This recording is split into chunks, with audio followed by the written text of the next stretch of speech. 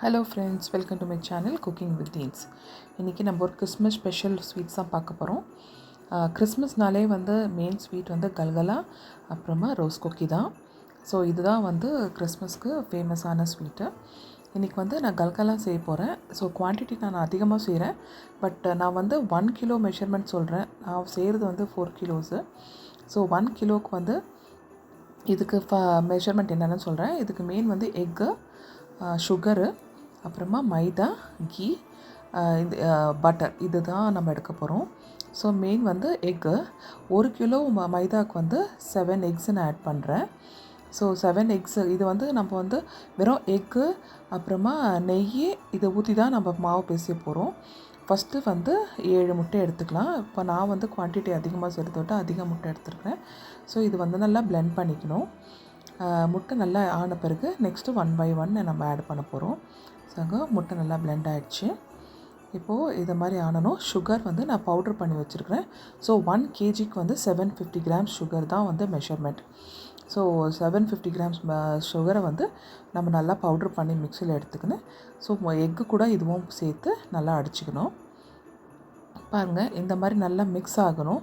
Mix ஆன பிறகு 1 by 1 தான் ஆட் பண்ணுறோம். நெக்ஸ்ட்டு கீ, 1 கிலோ மைதாவுக்கு 200 grams கீ ஊற்றணும். ஸோ 200 grams கீ ஊற்றினா தான் கரெக்டாக இருக்கும்.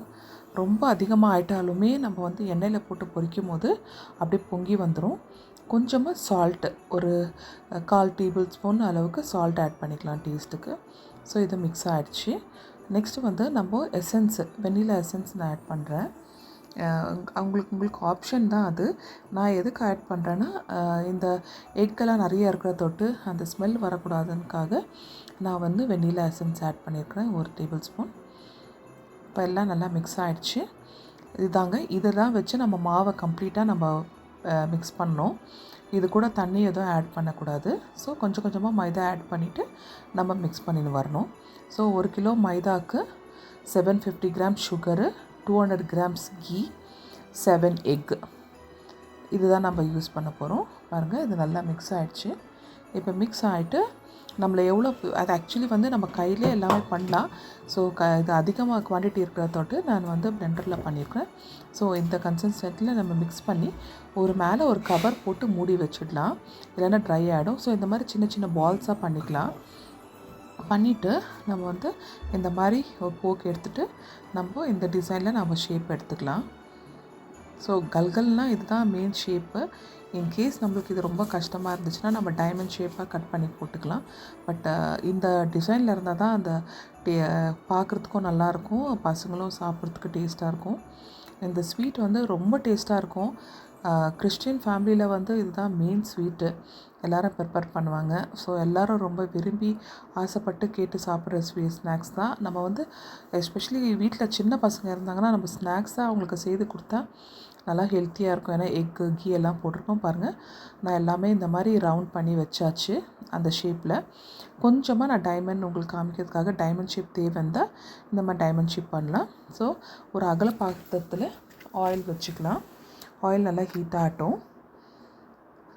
ஹீட் ஆன பிறகு ரொம்பவே ஆயில் ஹீட் ஆகக்கூடாது, ரொம்பவே இதாக இருக்கக்கூடாது, மீடியமாக இருக்கணும். பாருங்கள், கொஞ்சம் கொஞ்சமாக போட்டு எடுக்கணும். நம்ம நிறைய அதிகமாக போட்டுட்டோம்னா அப்படியே பொங்கி வழிஞ்சிடும். ஸோ ரொம்ப நிதானமாக கொஞ்சம் கொஞ்சமாக நம்ம போட்டு கொஞ்சம் லைட்டாக கலர் கோல்டன் கலர் மாறின பிறகு நம்ம எடுத்துடலாம். நான் இந்த ஓப்பன் ஸ்பேஸில் தான் வச்சு பண்ணுறேன், ஏன்னா அதிகமாக குவான்டிட்டி இருக்கிற தொட்டு. ஸோ இது சேஃபாக இருக்கும்னு சொல்லிட்டு நான் ஒரு ஓப்பன் ஸ்பேஸில் வச்சு பண்ணுறேன். பாருங்கள், இந்த கலர் மாறினோன்னும் நம்ம எடுத்துடணும், இல்லைன்னா கருகிடும். ஸோ எடுத்து நம்ம கொஞ்ச நேரம் விட்டுட்டு அதை நல்லா பிளாஸ்டிக் கவர்லேயோ இல்லை டைட் கண்டெய்னரில் போட்டு நம்ம வச்சிட்டோம்னா ஒரு 1 மந்த்துக்குள்ள வரைக்கும் இந்த ஸ்நாக்ஸ் ஒன்றுமே ஆகாது. இது ரொம்ப டேஸ்ட்டாக இருக்கும். சிலர் சர்க்கரை பாகு எடுத்து போடுவாங்க. பட் இந்த மாதிரி முறையில் செய்தால் தான் ரொம்ப டேஸ்ட்டாக இருக்கும். இதுதான் பர்ஃபெக்டான விதம் எப்படி செய்யணுன்ட்டு. ஸோ இந்த கிறிஸ்மஸ் செலிப்ரேஷனுக்கு நான் இந்த ஸ்வீட் தயாரிச்சிருக்கிறேன். உங்களுக்கு இந்த வீடியோ பிடிச்சிருந்தா வீடியோவை லைக் பண்ணுங்கள், ஷேர் பண்ணுங்கள். தேங்க்யூ. தேங்க்ஸ் ஃபார் வாட்சிங். See you next video.